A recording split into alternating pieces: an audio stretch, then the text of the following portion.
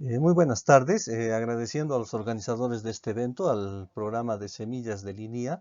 En esta tarde vamos a presentar algunos temas respecto al desarrollo de variedades en el cultivo de trigo y cebada, conocer un poco el sistema reproductivo, entre otros sitios, ¿no?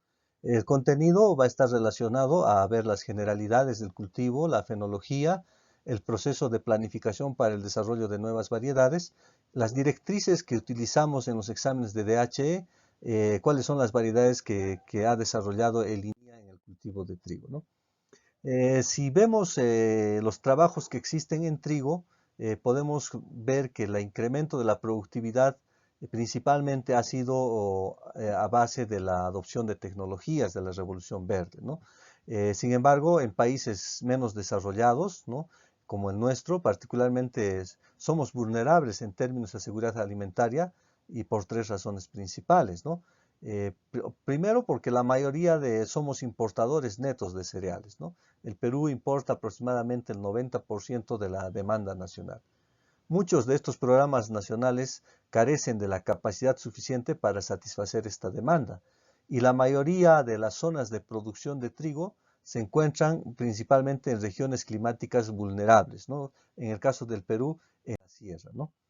El trigo en el país representa pues uno de los principales alimentos básicos, ¿no?, de la canasta familiar.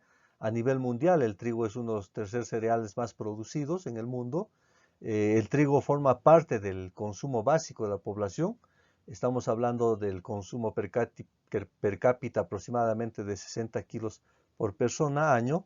La producción es deficitaria y el 97% de la superficie cultivada se encuentra pues ubicada en la sierra, ¿no? Entonces eso es importante conocer y que a nivel nacional, costa y sierra, se produce trigo, ¿no? Viendo un poco las estadísticas, podemos observar que entre el año 50 al año 2017, el rendimiento del cultivo de trigo se ha ido incrementando, ¿no? Aproximadamente desde 0,8 hasta 1,45 toneladas por hectárea, ¿no? Las superficies de producción también en los últimos años se han incrementado, así como el rendimiento por unidad superficial, ¿no? Los volúmenes de producción que tenemos en este momento estamos llegando alrededor de las 200.000 toneladas de trigo, ¿no? Los rendimientos a nivel nacional también se han incrementado, ¿no?, relativamente, desde 1,2 hasta 1,4 toneladas por hectárea. Y en este caso en particular, haciendo un análisis de rendimiento en Cusco, se encuentra por encima del promedio nacional, ¿no? En el país, alrededor de 87.000 unidades agropecuarias se dedican a la producción del trigo. De esas 87.000 unidades agropecuarias, casi el 90% es producción en secano, vale decir, en tierras bajo condiciones de precipitación, ¿no? Respecto al mejoramiento genético que existe en el trigo, existen trabajos muy importantes y creo que a nivel internacional uno de los hitos fundamentales es a ver, que han logrado secuenciar el genoma del trigo harinero, ¿no? Este trabajo está publicado y bueno, definitivamente va a servir pues para poder desarrollar nuevas variedades con diferentes características adaptadas, ya sea a las condiciones climatológicas, mayor rendimiento o mejor calidad nutricional, y que sean variedades más sostenibles, ¿no? La publicación de la secuencia completa del genoma del trigo destaca justo el impacto de este genoma de la alta calidad de comprensión de la biología del trigo y su potencial para la innovación en la reproducción asistida por marcadores al desarrollar nuevas variedades, ¿no? Otros detalles importantes del secuenciamiento del trigo es haber encontrado regiones genómicas claves respecto principalmente al contenido de algunos minerales importantes, como es el zinc, ¿no?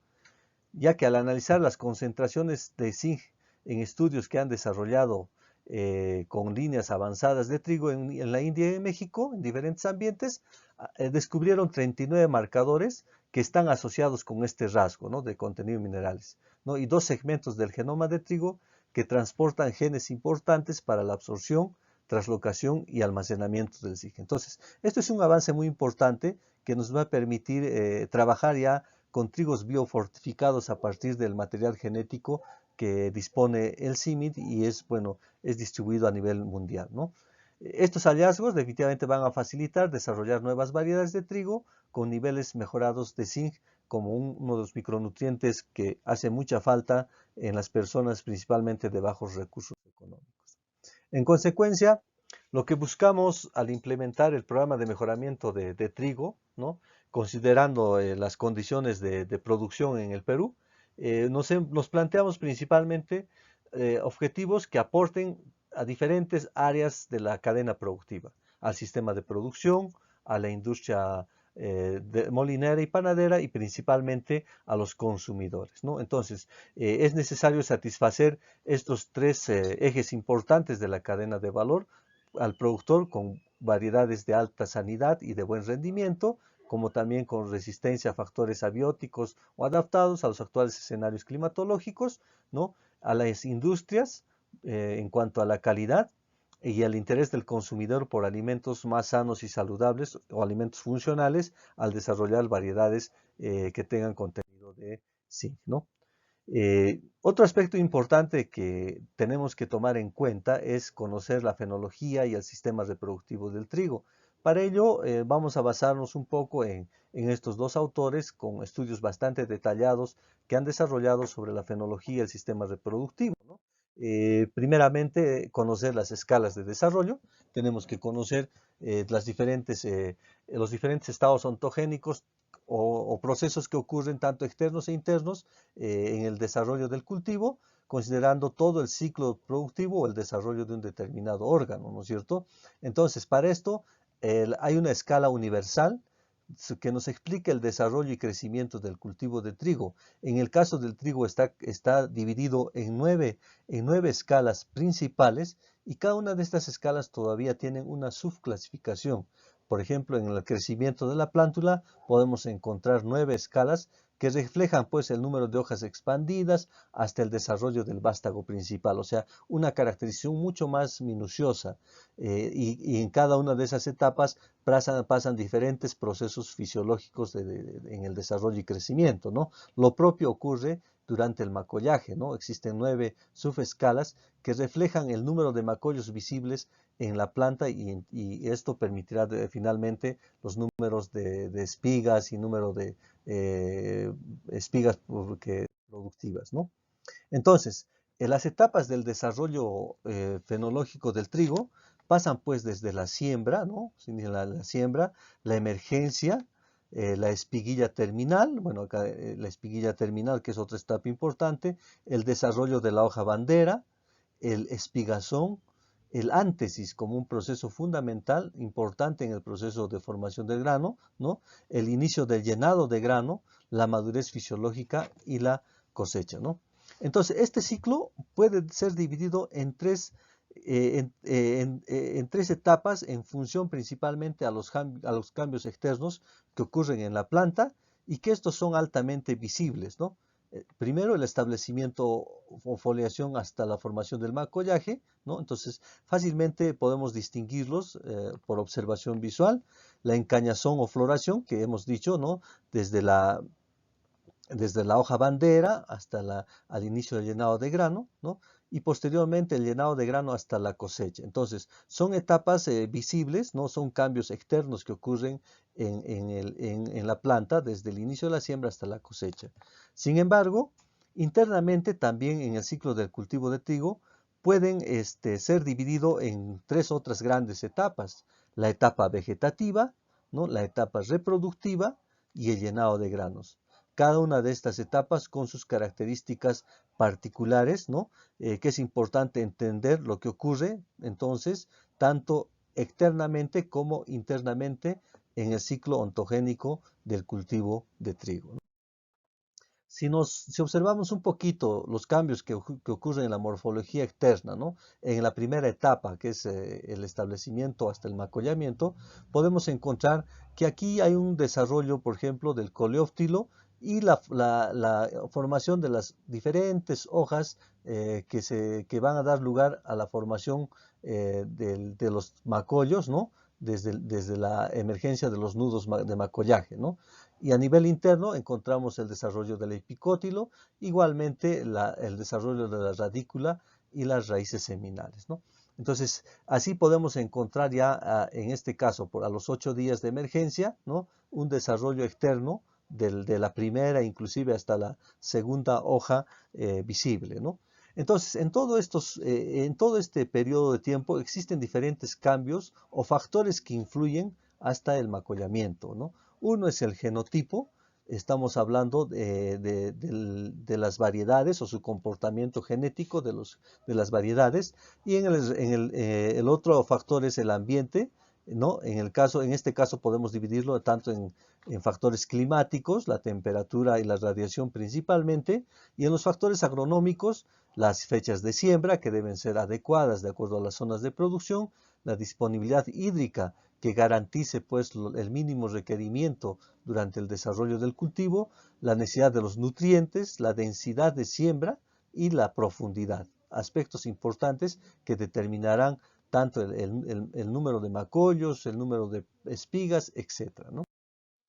Y por otro lado ya, otro aspecto importante, sobre todo para el desarrollo de variedades, es conocer la biología floral de la planta, ¿no? Acá tenemos una espiguilla. En esta espiguilla externamente vamos a encontrar dos brácteas, ¿no? Denominadas glumas, ¿no? Que contienen, en este caso, en cada bráctea podemos encontrar 3, 4, hasta 5 antecios, ¿no? De estos 5 antecios generalmente son 3 o 4 productivos dispuestos en una raquilla. Cada uno de estos antecios, ¿no? Está compuesto por una lemna y una pálea, ¿no? En este caso la lemna es la gluma inferior y la pálea la gluma superior, y dentro de ellos se encuentra la flor. Normalmente podemos observar acá que de los 5 antecios, 2 al menos son estériles, ¿no? Generándose un máximo de 2 a 3 flores fértiles en cada espiguilla, ¿no? En algunos cultivares, ¿no? Observamos que la lemna se prolonga en forma de arista, y eso da lugar a las espigas con barba que nosotros podemos encontrar en diferentes variedades, y otras que no tienen este prolongamiento de las aristas, ¿no? Por otro lado, vemos también que en la flor de trigo está compuesta por 3 estambres, ¿no? En este caso, o 3 anteras, y 2 estigmas, ¿no? Que tiene el ovario con 2 estigmas. Es importante conocer esto porque, porque, bueno, en base a eso podemos distinguir que esta es la fórmula floral del trigo, ¿no? Es una flor hermafrodita con una lemna y una pálea, 2 lodículas, ¿no? En este caso el androceo con 3 estambres, en otras gramíneas puede tener hasta 6 estambres, y el gineceo con 3 lóculos, ¿no? Entonces es la biología floral del trigo. Respecto al origen citogenético del trigo, encontramos trigos diploides, en estos casos trigos especies silvestres de Triticum, Aegilops, Speltoides, Aegilops rosa, los trigos tetraploides, que son los trigos duros, y los hexaploides, que son los trigos harineros, ¿no? Entonces son las 3 principales clases de trigos que podemos encontrar actualmente, ¿no? Hay algunos trabajos de investigación que nos detallan respecto a la etapa reproductiva y el rendimiento de trigo, pero esto asociado principalmente a la demanda de carbono que tienen con respecto al tamaño de la planta y el tamaño de la espiga, ¿no? Bueno, aquí hay bastante texto, pero en resumen lo que se puede indicar es de que plantas con menor tamaño de desarrollo requieren menor demanda de carbono, y prácticamente todo este carbono que asimila la planta se concentra pues en la espiga. Entonces se incrementa el índice de cosecha. Entonces, por esa razón es que los genotipos que tienen estos genes de nanismo producen más grano por unidad de superficie, ¿no? Debido a que ellos hay menos competencia entre la espiga y el tallo, ¿no? En el desarrollo y durante la etapa de crecimiento de la espiga, ¿no? De esta forma, entonces, los trigos de porte bajo hay más asimilados disponibles de carbono para la espiga en crecimiento, ¿no? Que los de porte alto. Entonces, eso es muy importante, por eso es que la mayor parte de las variedades mejoradas actualmente son de tamaño pequeño, ¿no? Otro aspecto importante que hay que considerar dentro del desarrollo de las variedades es el análisis de los componentes de rendimiento, ¿no? Puesto que uno de los aspectos importantes es la productividad o la rentabilidad que el agricultor debe lograr.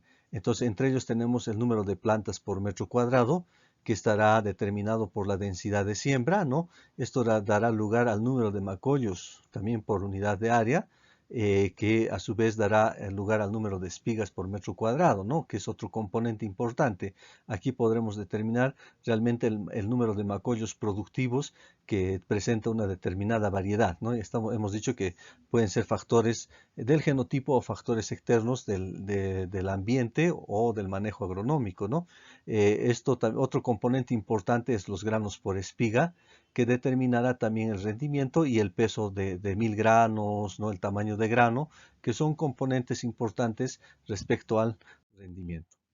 Bueno, tomando muy rápidamente la parte fenológica, lo que hacemos en el proceso de desarrollo de nuevas variedades en el INIA está basado en la Ley General de Semillas, en la guía de procedimientos que está respaldado por la Resolución Jefatural 138 del INIA y el protocolo de generación de variedades y mantenimiento e incremento de semilla genética que disponemos en el programa, ¿no? Entonces, todos sabemos que la Ley de Semillas, ¿no? Se indica que promueve y apoya la investigación para el desarrollo de variedades o cultivares en plantas existentes. La resolución jefatural que aprueba la guía de procedimientos da a conocer todos los procesos que deben de desarrollarse dentro del desarrollo de todas las tecnologías, ¿no? Y estos estén asociados al lanzamiento de nuevas variedades comerciales, ¿no? Entonces, en base a eso, ¿no? En el programa tenemos todo un proceso de planificación, desde la identificación de la demanda tecnológica, la priorización de proyectos de investigación, la priorización de actividades que estén relacionadas ya sea al rubro de mejoramiento genético o al rubro de desarrollo de tecnologías de manejo agronómico, ¿no? Son los dos grupos bastante grandes. En lo que es manejo agronómico, tenemos pues los trabajos de investigación en densidades de siembra, fertilización, manejo de plagas, enfermedades, ¿no? Entre otros aspectos que deben contribuir al incremento de la productividad, ¿no? Y dentro del plan de mejoramiento ya lo vamos a detallar en las siguientes láminas con mayor detalle, valga la redundancia, ¿no? Este es uno de los planes de mejoramiento de trigo y cebada que nosotros iniciamos ya sea por la identificación de progenitores a partir de material genético procedente del CIMMYT o también con material genético que existe actualmente comercialmente, ¿no? De ahí se plantea un plan de cruzamientos dependiendo en este caso, del objetivo del desarrollo de la variedad. Y por otro lado también introducimos material genético, ya sea a través de viveros internacionales, poblaciones segregantes o líneas avanzadas del CIMMYT con orientación a diferentes tipos de factores de desarrollo, no sea reacción a enfermedades, incremento de la productividad, resistencia a condiciones de secano o para zonas de alta precipitación, etcétera, ¿no? Entonces, los proyectos de investigación se precisan para desarrollar variedades en estos tres objetivos. Uno, la reacción de resistencia a las principales enfermedades, estamos hablando de roya amarilla en el caso de trigo, al incremento de la productividad, ¿no? Y la calidad de grano para los procesos industriales y la adaptación a los escenarios de cambio climático, ¿no? Entonces, si partimos por la identificación y selección de los progenitores, aquí podemos ver que en cuanto a línea, nosotros recibimos material genético del CIMMYT, tanto viveros de selección, viveros de identificación de enfermedades, también denominados viveros trampa, poblaciones segregantes y trigos biofortificados, ¿no? Los principales objetivos que buscamos con esto, logramos con el Germoplasma Internacional, es seleccionar por rendimiento y sanidad, proveer ya información necesaria sobre la adaptación de estos nuevos genotipos a los investigadores a nivel nacional que desarrollan los trabajos de mejoramiento para el desarrollo de variedades en cada ámbito regional y disponer de fuente de variedad genética para identificar progenitores y también implementar los planes de cruzamiento, ¿no? En este caso, en Cusco se hace también los cruzamientos, tanto en trigo y en cebada, con material genético seleccionado por reacción a resistencia o también calidad de grano, principalmente, ¿no? Les había dicho anteriormente que hay unos viveros trampa, llamados también de reacción a enfermedades. En este caso son plantas diferenciales que nos permite identificar la variabilidad patogénica, en este caso de Puccinia striformis, ¿no? Que ocasiona la roya amarilla. Estos viveros trampa nos permiten evaluar la virulencia de los patógenos en los diferentes ambientes de siembra, nos ayudan a identificar los genes de resistencia de los genotipos que en evaluación en cada localidad y nos ayudan a clasificar la virulencia de la población patogénica, ¿no? Actualmente nosotros estamos trabajando con 48 plantas diferenciales que representan pues a la identificación a diferentes razas patogénicas de soya en trigo, ¿no? Aquí muestro los resultados de una evaluación. En este caso, preliminarmente no está el trabajo culminado, pero sí hay la evaluación de 16 diferenciales de roya amarilla. De estos 16 diferenciales encontramos dos altamente agresivos, ¿no? El diferencial 11 y el diferencial 18 como los más agresivos que se han mostrado evaluados en 111 genotipos de trigo, ¿no?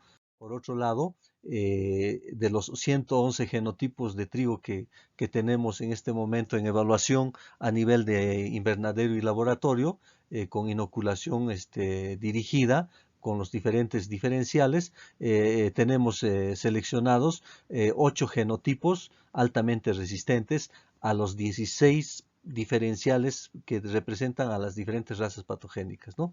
Entonces, estas líneas han sido seleccionadas por su reacción de resistencia a estos 16 diferenciales, ¿no? Todavía está en proceso y por las características que observamos en este material serán utilizados para el programa de mejoramiento, introducidos como genotipos progenitores y otros para ser seleccionados como variedades élite de trigo harinero, ¿no?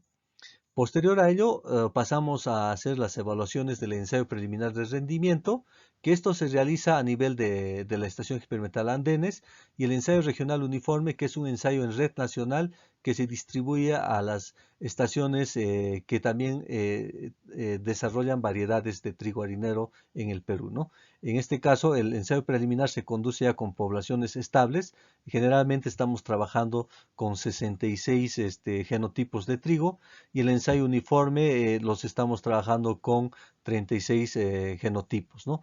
Por el número de materiales que se evalúan y observando las características de las zonas de evaluación, por lo general estamos trabajando con diseños de látice simple con 3 repeticiones y en algunas ocasiones, si el terreno es uniforme, utilizamos el diseño de bloques completamente al azar, ¿no?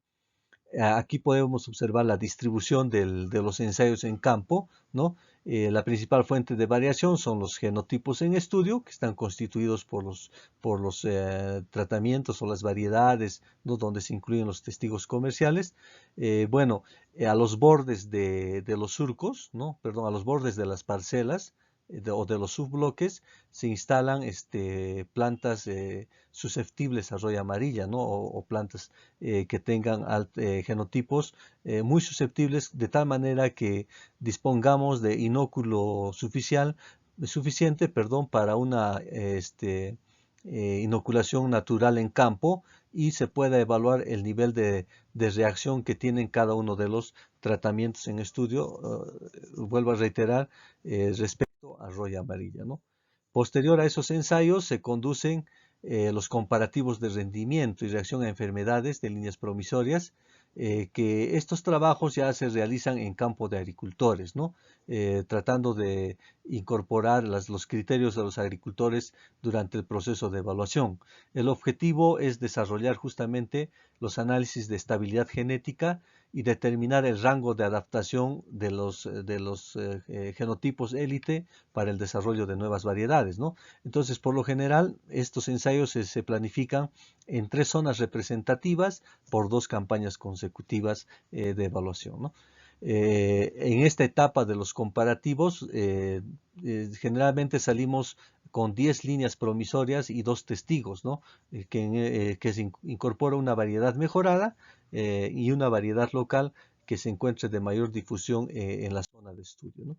La distribución en campo, estamos trabajando con parcelas subdivididas de tal manera que se incorpore dos fuentes de variación. Uno, la tecnología de manejo, que generalmente es el nivel de fertilización, ¿no?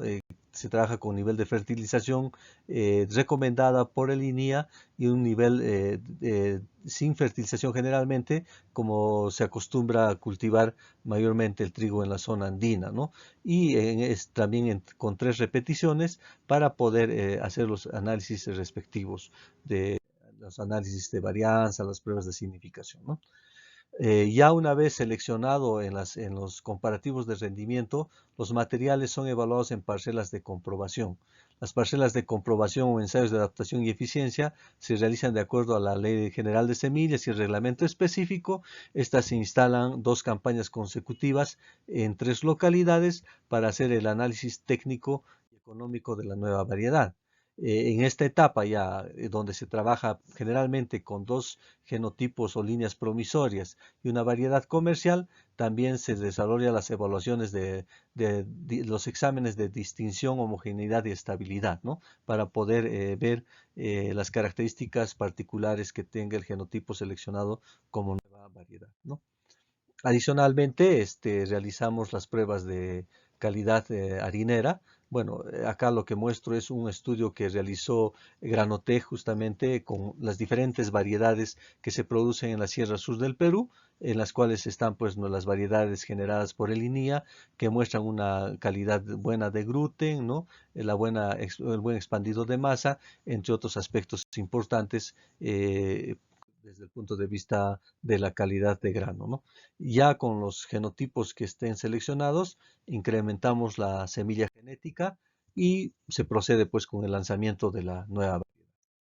Bueno, todo este procedimiento que les he explicado de manera más detallada se encuentra en este documento, en un protocolo que hemos desarrollado en el programa y lo pueden ubicar ustedes en el repositorio de línea y descargarlo libremente, ¿no? Bien, vamos a hablar un poquito ahora de las directrices del examen del DHE, que es un aspecto fundamental también para poder liberar una nueva variedad, ¿no? Estas directrices son muchas. En el caso de trigo está la directriz 03 y en el caso de cebada la directriz 19. Sin embargo, hay directrices bastante generales y que explican a mucho más detalle la metodología de desarrollar los exámenes. Tenemos la directriz 8, 9 y 10, que son las que nos pueden guiar a mayor detalle el desarrollo de este tipo de exámenes, ¿no?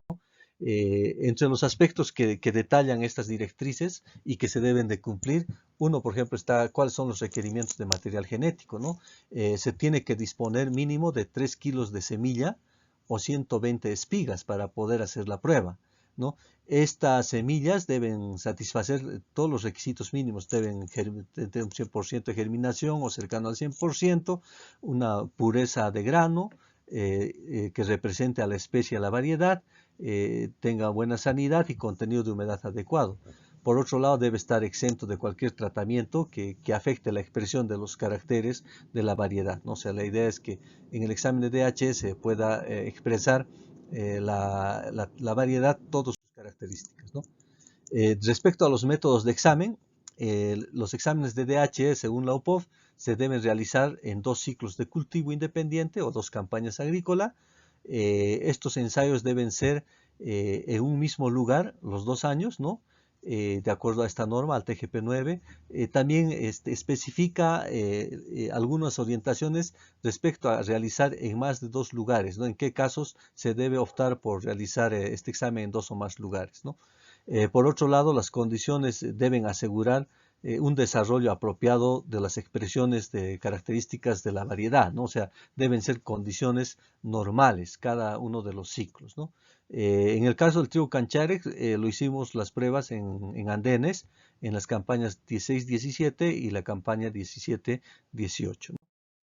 El tipo de ensayo o los diseños de ensayos que se utilizan para las pruebas de los exámenes de DHE, ¿no? Mínimamente el examen debe garantizar la disponibilidad de 2000 plantas, ¿no? Estas se pueden dividir al menos en 2 repeticiones. Nosotros lo trabajamos con 3 repeticiones para poder también hacer los análisis estadísticos, ¿no? También indica que cuando se efectúan ensayos en hileras, ¿no? A veces tratamientos o siembras en hileras, mínimamente deben ser de 100 hileras cada parcela experimental, ¿no? La evaluación del tipo de desarrollo se debe llevar a cabo en 300 plantas en cada uno de los tratamientos o de las unidades experimentales. También se pueden efectuar otros ensayos adicionales cuando existen otros caracteres distinguibles. Por ejemplo, características de calidad de grano, ¿no? Contenido de gluten, contenido de proteínas, ¿no? U otros tipos de análisis que no se puedan evaluar en el campo experimental. Eh, los descriptores de UPOF en trigo presentan 3 tipos de caracteres que deben ser evaluados, ¿no? Por la expresión que estos permitan visualizar. Tenemos caracteres cualitativos, son 3 caracteres cualitativos que distinguen las directrices de la UPOF. Por lo general, estos caracteres no son influenciados por el medio ambiente. Por ejemplo, en el caso de trigo, el tipo de gluma, ¿no? La vellosidad en la gluma es ausente o presente. Entonces son caracteres que no van a ser influenciados por el medio ambiente, ¿no? Entonces estas se describen en un único nivel, o sea, es uno o es otro. Acá en este caso las escalas de las calificaciones que le han otorgado en UPOF es 1 o 9. En cuanto a los caracteres cuantitativos, en el respecto a trigo y cebada, voy a hablar de los dos casos, son 21 caracteres que se evalúan. En este caso sí, la expresión ya se puede describir en una escala unidimensional, o sea, son varias escalas, ¿no? Puede ser una escala continua o discreta, ¿no? Continua cuando son mediciones, por ejemplo, altura planta, tamaño de espiga, o discretas cuando se asigna allá valores enteros de escalas, ¿no? En este caso, por ejemplo, hábitos de crecimiento, acá tenemos 5 escalas de evaluación. Entonces, son los caracteres cuantitativos. Otros caracteres cuantitativos, por ejemplo, son la época de espigado, ¿no? En este caso muy precoz. Nosotros también lo medimos por días al espigado, ¿no? El tipo de glauescencia de la vaina en la banderola también son caracteres cuantitativos, ¿no? Y finalmente existen los caracteres pseudo-cualitativos, ¿no? Que en este caso son 3, ¿no? Tenemos, por ejemplo, uno de ellos es el color de semilla, ¿no? Estas son expresiones parcialmente continuas, ¿no? Pero también pueden variar en una dimensión, por ejemplo, forma, ¿no? Oval, elíptica, etc. En el caso de semilla, el color blanca, rojiza. Entonces son también escalas que clasifican a cada uno de estos caracteres, ¿no? Entonces, tomando ya las directrices, se realizan 3 exámenes: distinción, homogeneidad y estabilidad. El examen de distinción nos tiene que permitir ver las diferencias consistentes y las diferencias claras, ¿no? Las diferencias consistentes es para garantizar que existe una diferencia en el carácter observado en el ensayo en el cultivo y sea lo suficientemente consistente. Examinar el carácter, y esto se garantiza con los 2 ciclos de evaluación, ¿no? Las diferencias claras, estos nos determinan si una variedad es diferente y en cuántas características, ¿no? Dependen de otros factores, ¿no? Para ello se tiene que considerar el tipo de expresión, ¿no? Si es cualitativa, cuantitativa o pseudo cualitativa. Entonces las diferencias claras finalmente son las que nos van a ayudar a describir sus características particulares de la nueva variedad, ¿no? En este caso, el número de plantas o partes de plantas que se examinan deben ser 10 plantas o partes de plantas, ¿no? Y cualquier otra observación se efectúa en todas las plantas del ensayo, sin tener en cuenta las plantas fuera de tipo, ¿no? O sea, otras observaciones que no estén asociadas a las diferencias claras, se tiene que evaluar en el total de la parcela, ¿no? En este caso, acá mostramos, por ejemplo, la glauescencia, de la pigmentación que existe en la glauescencia, el color de grano, el tipo de espiga, ¿no? Entre San Isidro y San Francisco, 2 variedades diferentes, ¿no? En este caso, la lemna, ¿no? La lemna superior, en algunos casos es aristado, en otros no. Entonces, estos caracteres se evalúan para los exámenes de distinción. Para los exámenes de homogeneidad, el tamaño de muestras son 100 plantas o partes de plantas para un primer tipo de evaluación o 2000 plantas o partes de plantas, ¿no? En el caso de trabajar con 2000 plantas, esta es una población estándar que nos permite una probabilidad, o sea, trabajar con el 0,3% ¿qué les digo?, de aceptación, ¿no? Y un mínimo se permitirá hasta 10 plantas fuera de tipo.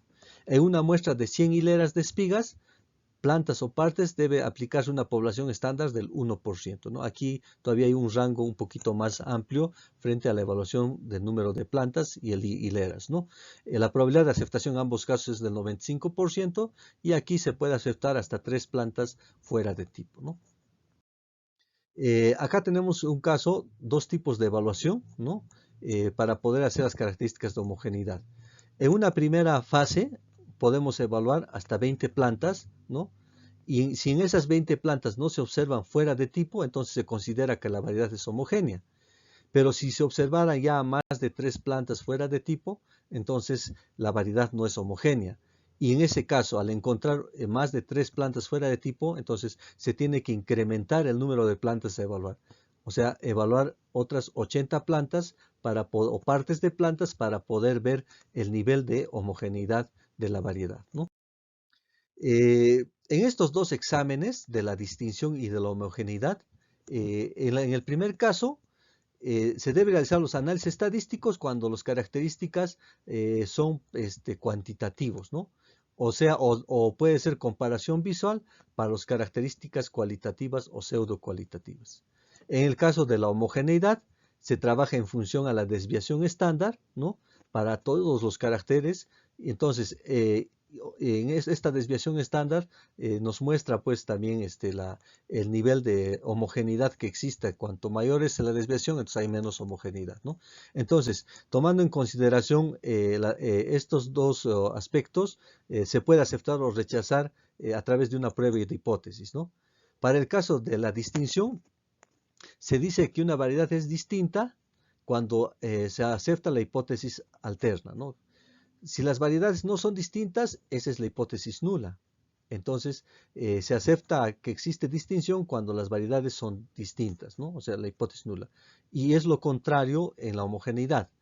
La variedad es homogénea cuando se acepta la hipótesis nula, ¿no? O sea, no hay variabilidad entre las plantas o la población del genotipo que estamos evaluando, ¿no?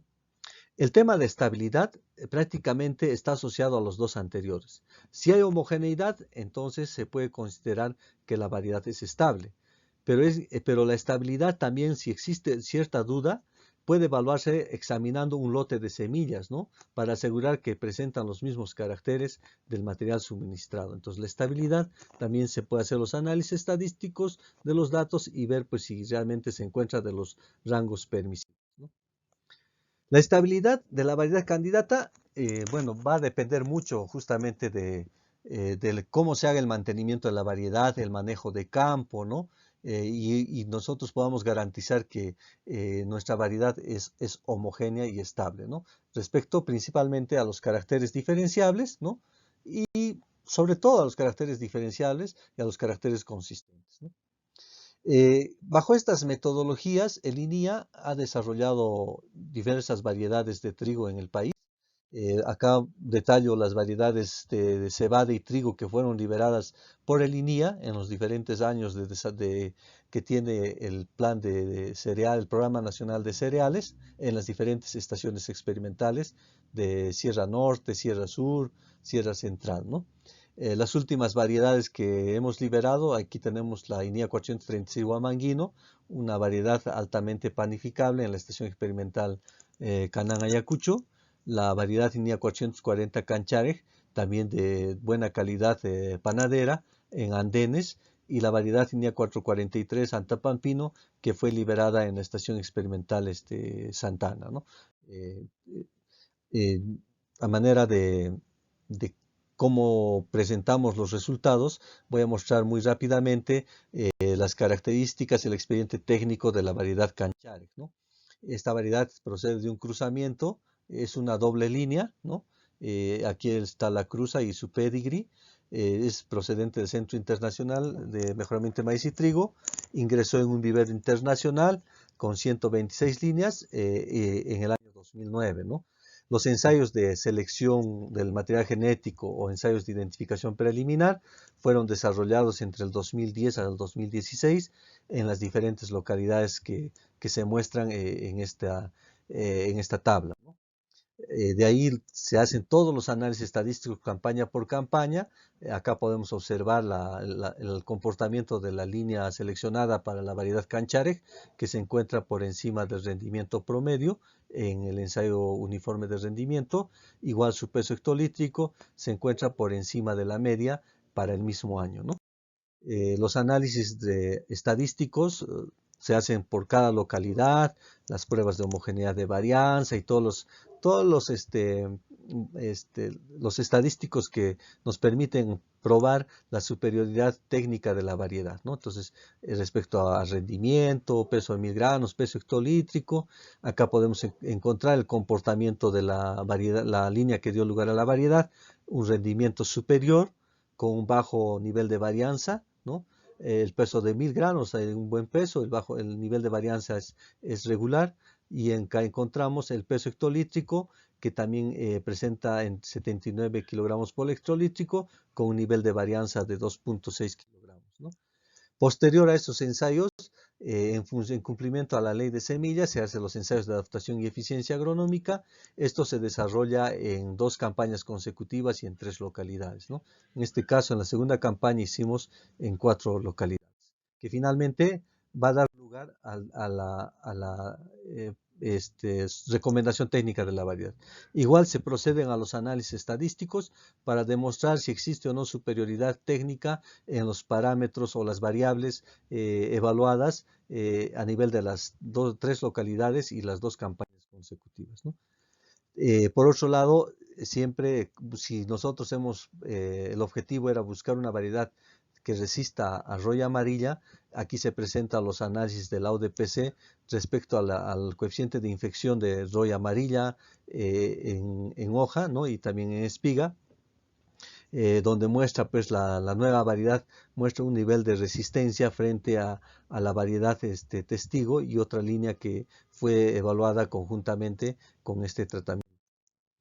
Entonces, de las pruebas del examen de DHE, se han seleccionado las diferencias claras que muestra la variedad Canchareg con respecto a San Francisco o con respecto a San Isidro, 2 variedades comerciales. Entonces, aquí mostramos cuáles son las diferencias claras que tiene esta nueva variedad, ¿no? En este caso, la forma de la espiga, en cuanto al tamaño de grano, la pilosidad que existe en la lema, en la pálea, son características distinguibles de la nueva variedad, ¿no? Los resultados de las pruebas de calidad panadera nos dieron esta información, ¿no? La calidad del análisis del mixograma, ¿no? Muy buena para panificación, de acuerdo a estos resultados que fueron realizados en la Universidad Agraria de La Molina, ¿no? El análisis de sensibilidad o rendimiento, ¿no? El análisis del costo-beneficio, nos dan a conocer que la variedad comercial, ¿no? Presenta pues una mayor rentabilidad frente a la variedad local. Aún en diferentes escenarios, si nosotros vemos cuando se incrementa, cuando hay una disminución en el rendimiento, aún persiste la rentabilidad de la variedad mejorada. Igualmente, si hubiera un incremento de costos en un 10%, todavía se mantiene una mayor rentabilidad de la variedad mejorada frente a la variedad local. Bueno, finalmente se presenta la información de las características que permitirá pues a los productores de semilla dar su seguimiento a las características que se muestra de la nueva variedad, y para también los procesos de certificación de semilla comercial desarrollado por la autoridad de semillas, ¿no? Bueno, creo que hasta ahí puedo alcanzar algunos avances, trabajos que venimos desarrollando en el programa respecto al cultivo de trigo y cebada. Bueno, ya no incluí más detalles de variedades de cebada por el tiempo. Sin embargo, todos los procesos de evaluación son similares al ser dos cereales de grano pequeño que casi tienen las mismas características agrobotánicas, ¿no? Muchas gracias, estamos atentos a vuestras sugerencias, siempre son muy bienvenidas, que nos permiten mejorar el trabajo que venimos desarrollando. Igualmente, si hay algunas consultas, estamos atentos para atenderles. Gracias.